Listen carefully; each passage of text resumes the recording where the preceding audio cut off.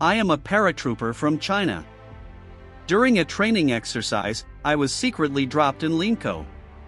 After the exercise ended, they didn't come to pick me up, leaving me alone to guard the streets of Linkou. I was fully armed, holding a submachine gun in my hand.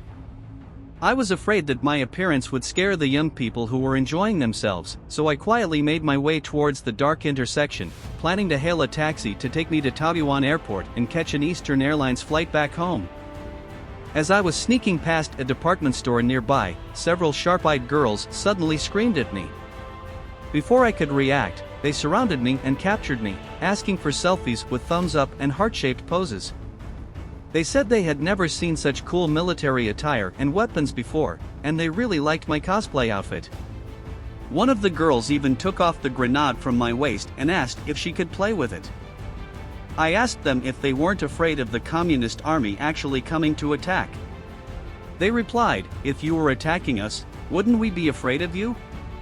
Do you want to see the long-awaited presidential office building?" I thought it wouldn't be right to return empty-handed, so it wouldn't hurt to take a few pictures back to show the leaders. I jumped into the girls' supercar and sped onto the highway, heading to the bustling and colorful streets of Taipei.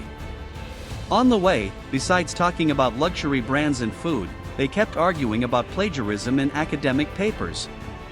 I asked them why they were so concerned about papers instead of the Dongfeng missiles and the Taiwan Strait. They said they had seen enough Dongfeng at the mahjong table and didn't care at all. As for the warships filling the strait, they were just perfect for taking tourist photos. Once the American aircraft carriers pass through, there won't be another chance. I was puzzled and asked them why they entrusted missile detection to the Japanese Ministry of Defense and enemy analysis to the US Department of Defense. Didn't the National Security Bureau have a strategy to protect national security? They said, of course, there is, but the director has to deal with his students' plagiarism issues first and protect his own teaching position.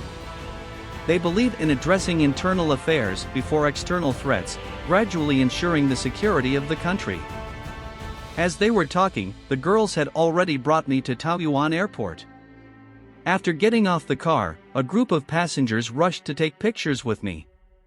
The service staff at the counter were initially attentive, but when they realized I was a lost soldier from a training exercise, their tone became unfriendly. They said it would be troublesome to send me back since I didn't have an entry visa or valid health certificate. Besides, how could I board a civilian aircraft in full military gear? Go back and tell your superiors to be more careful during future exercises, was his final admonition.